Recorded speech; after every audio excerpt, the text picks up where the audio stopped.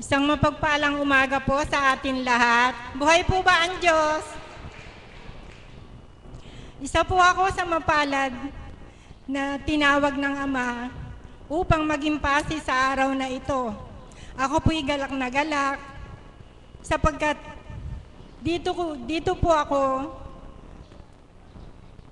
po ako nasisiyahan sa mga ganitong gawain na ang magpahayag dito sa gitna at maging isa sa kanyang tinawag upang maging pasi sa araw na ito. Wala po akong ginawang tema. Wala din po akong hawak na listahan para sa mag-share. Ang Ama na po ang bahala na idatal sa akin kung sino ang mapalad na tatawagin ko upang magbahagi dito sa ating harapan. Pwede po kayo magbahagi sa lahat po ng magandang kaganapan sa inyong buhay. Kung paano po kayo nadako at kung paano po kayo naging mapalad sa pagtungo sa dambanang ito. Bago po ako magsimula, magsasalita lang po ako isang maikli. Dahil po sa kaganapan sa akin nung linggo po ng pagkabuhay. Dati po, pag linggo ng pagkabuhay, sa Baliwag po ako nagsisimba. Pero po, nung linggo na yan, diyan po ako nakapagsimba sa Sagrada Pamilya sa Tangos. Kaya po pala ako diyan nakapagsimba. May sorpresa po sa akin ng Ama. Napakapalad ko po dahil po sa dinami-dami po ng mga kapatid at mga taong nagsimba sa parokya ng Tangos. Isa po ako sa mapalad. Alam ko po na ang Ama ang may takda ng lahat.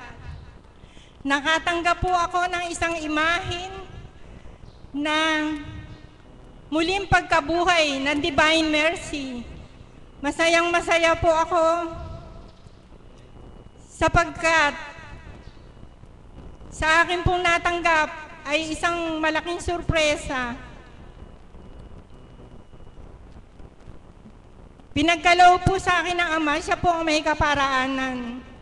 Dahil po sa nalalapit kong kaarawan, iyon po marahil ang regalo niya sa akin. Masayang-masaya po ako at ako'y nakatanggap ng ganung regalo galing sa Kanya.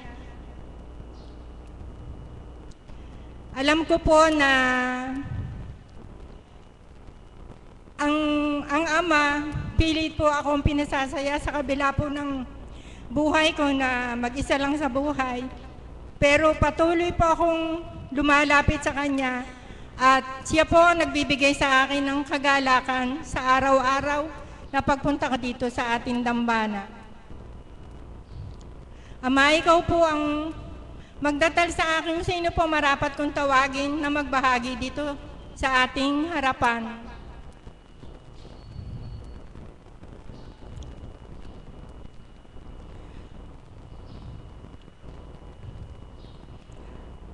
Ang lalapitan ko po ay ang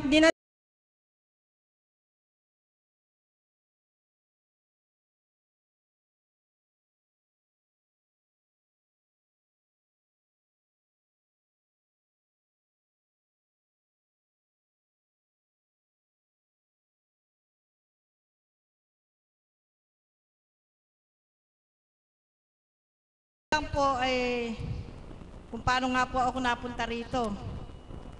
Kung po isang taong ganitong buwan, nagkaroon po ako ng pagtaas ng BP. Naging dahilan po yun na hindi po ba ako mapalagay. Lagi po akong balisa, hindi ko po alam kung ano.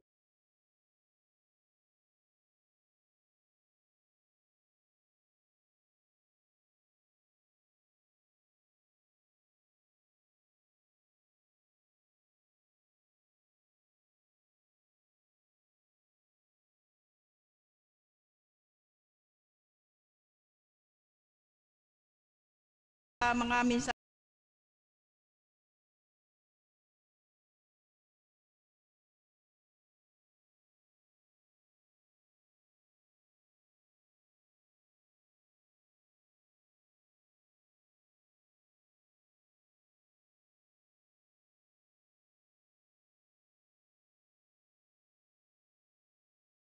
mensahe ng mahal na apo